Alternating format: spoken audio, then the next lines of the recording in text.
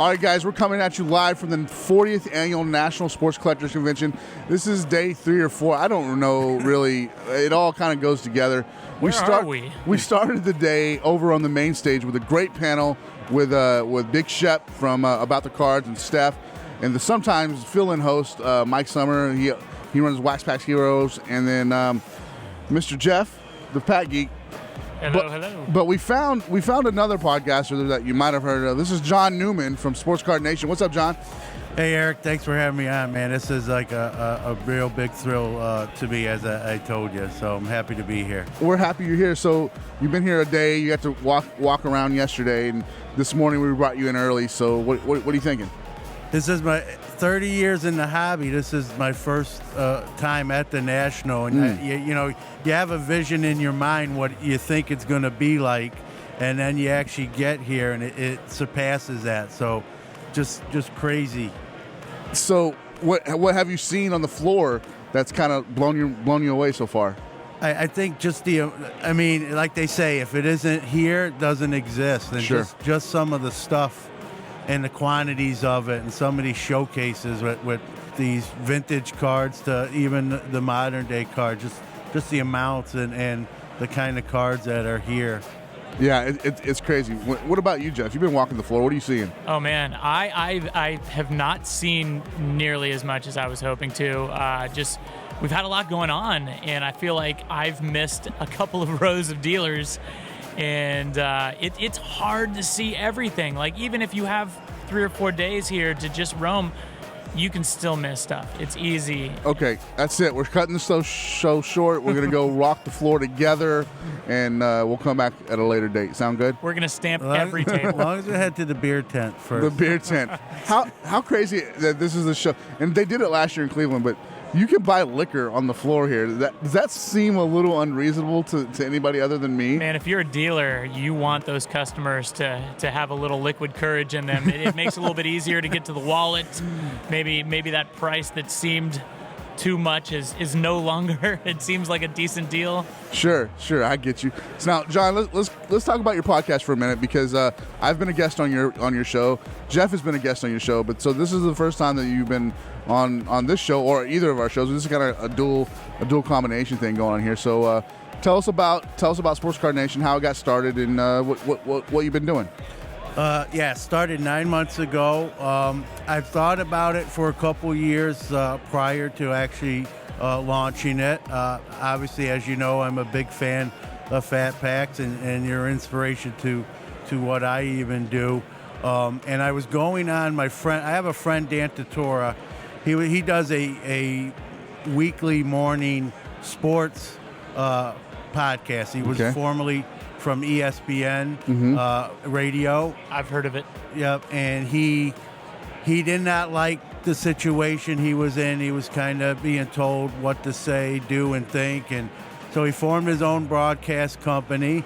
And then I was off from my real job on Fridays, and he was having me come on for an hour or two, bring 6 to 10 cards, and do kind of a sports card segment. And then a bunch of people were like, it was really only supposed to be 1 or 2, and then he got a lot of feedback, like, is this going to be an every Friday thing?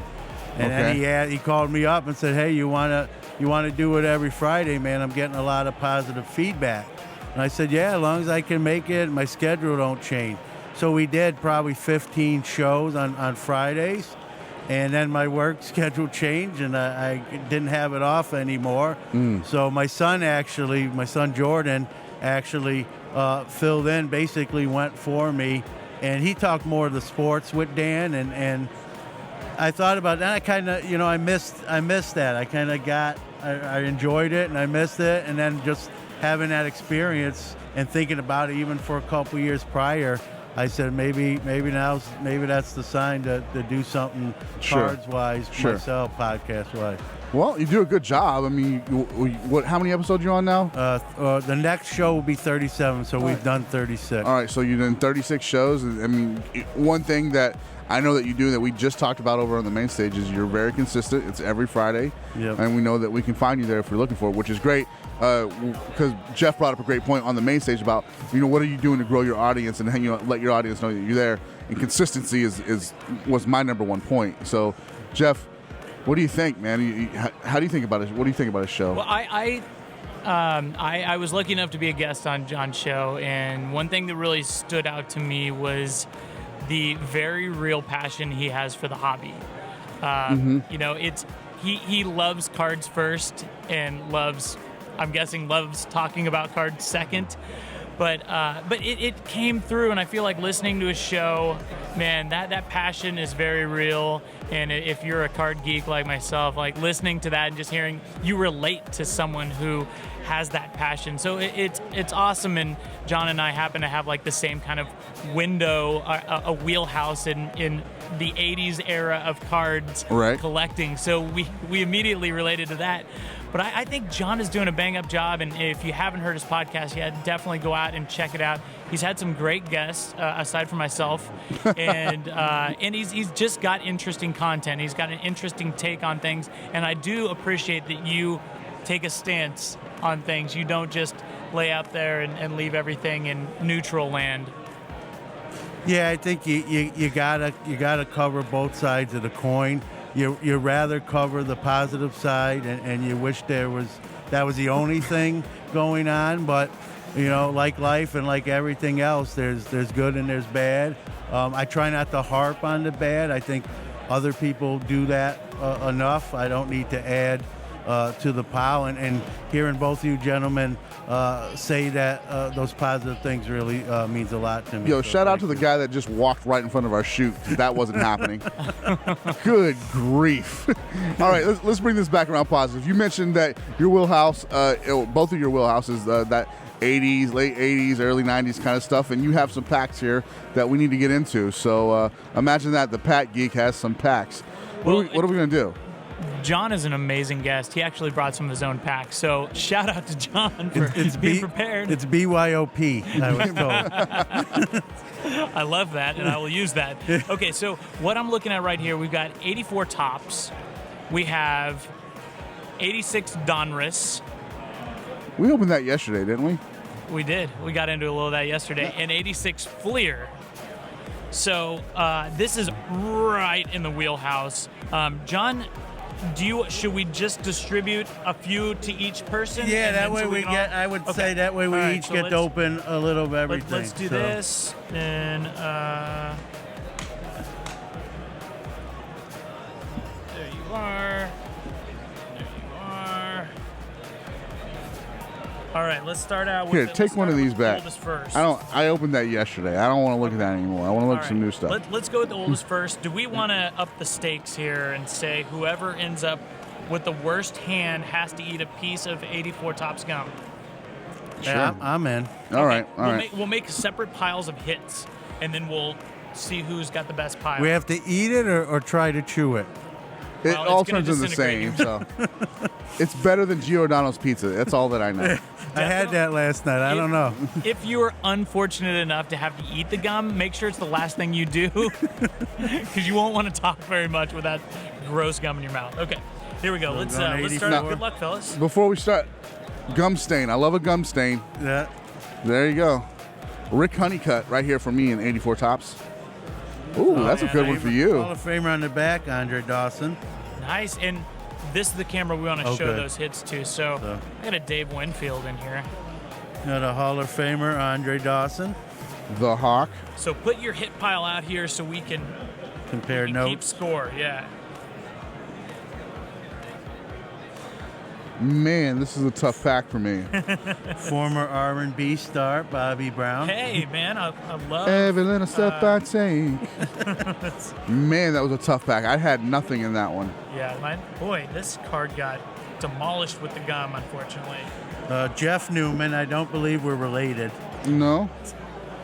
All right, I'm out on that pack. I had nothing.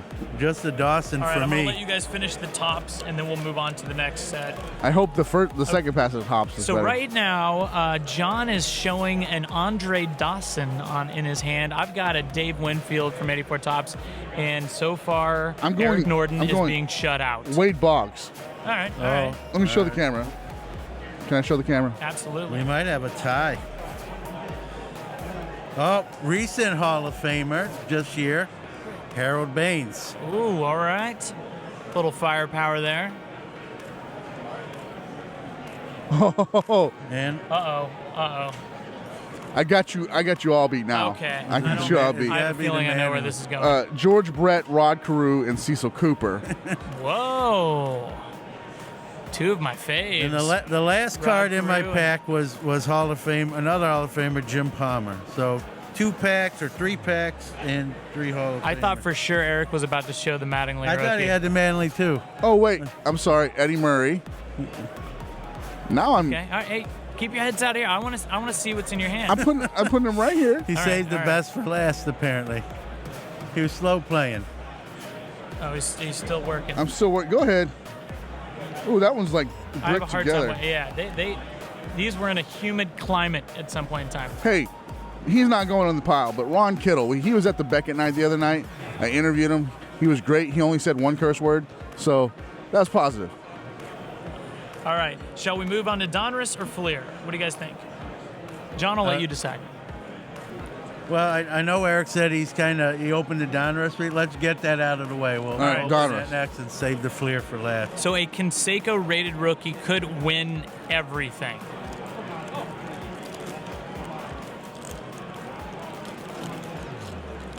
No gum here. Thank goodness.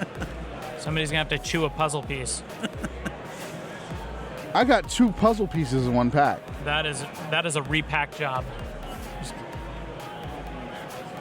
Man, Mike Oh, Hargrove. no. A Danny Tartable rated rookie may be my best card. Speaking of Ron Kittle, there's a Ron Kittle right there. I'm going to start a Ron Kittle collection. Dang it. That was not. Hey, Terry Francona for the Expos. All right. All right, Terry Frank. I love a we good. have Is that- Wade Anthony Boggs is on the back of this pack. He's going to my hit pile. Yeah, my first Donruss pack was bad. I got one for you. And Ron Kittle told me the other night this was the toughest pitcher he ever faced. Brett Saberhagen for the Kansas City Royals. Heck yeah.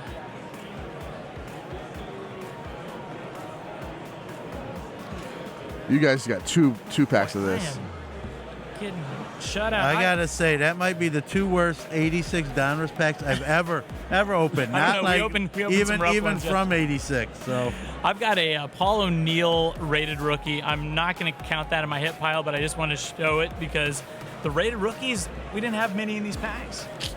All right. All Moving right. on to Fleer. This is the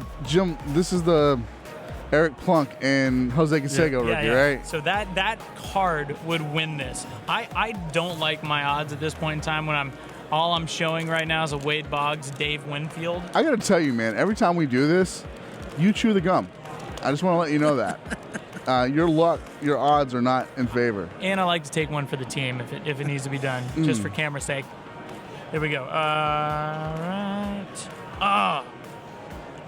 Okay. Benito Santiago rookie. Tell you what, back in 86 and 87, that was a hit. I don't know if that goes in the hit pile, but I just wanted to announce it. no, I didn't get any what I would call hits, but a quick little short Man. story. I got John Franco. John Franco is also from Brooklyn, like I am. It's a long story, but I actually got the hit off him as a younger baseball player. So neat little backstory there. Man, Who's got the Canseco dual I rookie got card? stickers in both of my packs. You guys didn't. Oh, we got I'm the same out. stickers. I'm out. So Oh, here's Lenny This is Dykstra. rough. If you haven't seen Lenny lately, it's probably because he's in a prison somewhere. Uh-oh. Did he get in trouble? He's always in trouble, bro. All beer league team player there for sure. Yes, definitely. Lots of Expos card. Dick Schofield, and my good friend Richard. How's it going, John? I got an insert, not a hit. But An early John insert. Tudor, All-Star. Might be the only year he was an All-Star. Shots fired. Man, And 86 really did me in. Like I had trouble even finding something. Well, guys, with, okay. So let's figure this out. Who's going to do this? okay, so I'm going best card. Is that what we're doing? even as a Royals fan, I don't think you consider Brett Saberhagen a hit. I don't, but I'm going to throw George Brett, Rod Carew, and Cecil Cooper out there. Okay, that's solid. As my best. Solid. Okay. I'm going to throw this because I'm going to use my 84 Topps Winfield as my greatest hit, which tells you just how crummy my packs were. I'd have to combine all three of these, I think. But if I had to pick one, I guess you go with the Hawk All-Star. They're all three Hall of Famers, but Man. We're going to need a judge's decision on this because Eric's got the most firepower on one card, and you know I'm partial towards George Brett. But if Rod we're Carew going was- card for card, Rod Carew was a powerhouse of his own right, right? I know, but And he's in it, and he's in an Adam Sandler song. So You know what, guys? chew I that hate gum. the awkwardness. I'm just going to eat this. you Chew want John. to that gum. split it? You want to be fair? Oh, do you want the crumbs? We'll I'll take- split it. I'll take this I'll one. take one for the team, too. I think I'm growing to just enjoy 1984 I'm not gonna- Topps I did. bubble gum. I did fill out my wheel I'm well not gonna let before you- I left. Do this. Oh yeah. Oh man. It never tastes any better. It gets worse every time. It's like chewing on an antique. I now have salmonella. It's like to me, it's like an antacid. It's like Tums. Oh, Tums tastes better. I'm just, That is so bad. guys, But tell you what, it's better than Giordano's. What's going on? shots fired again. Bang bang. Man. Not a fan, Eric. Not a fan of the deep dish pizza. As Do a you want to touch on that real quick? as a Brooklyn kid yourself, you shouldn't be a fan of Giordano's either. Now I like pizza. I'm half Italian, so I just like pizza in general. Sure. But I only eat the deep dish if I'm in Chicago, which Mm. I've been in twice. So I've had it twice. Okay, well I'm out on it. Hey, John, do you want to plug all your stuff? Because Yeah, do people that. need to check out your podcast. Well, I appreciate that. Sports Card Nation. If you search Sports Card Nation, I'll come up on Twitter. We're on 10 platforms, so iTunes, Google Podcasts, 8 others. Sports Card Nation. If you search that, you'll find me. When do new episodes drop? Is there a I didn't do. They're on every Friday. I Okay. didn't do one this week because being here. We'll get right back on the horse for next Friday. There'll obviously be national heavy content Yeah. there. And every Friday, and like Eric said and you guys said, I think consistency, is the key. And, Sure. and having great guests on also helps. And I'm honored that you both appeared on the show. That was a big thrill for me. You do a good job pulling guests, man. So that speaks to the quality of your show and what you're doing. So And we're honored to have you here. yeah, buddy. it's really great. Believe me, I'm might be more honored to be here. You So, flew in thank all you. the way from New York to be here. So congratulations for being on. I'm just kidding. I'm kidding. I'm But kidding. dude, congrats on your first national because that was Yeah. a long time coming. Yeah, 30 Yeah, but years. hopefully not my last, God willing. So New Jersey's a lot closer to you. So yeah, I'll definitely, like I said, God willing, I'll definitely be there. I'll probably drive. It's 5.5 hours. So I think hopefully my son, depending on his schedule, I know he'd like to go. He almost got to go here, but didn't work out. So maybe next year we'll drive. He can. I'm getting older, so I'll make him drive most of the way. So awesome. All right, man. Thanks so much for hanging out with us. You guys hang tight. We'll be right back.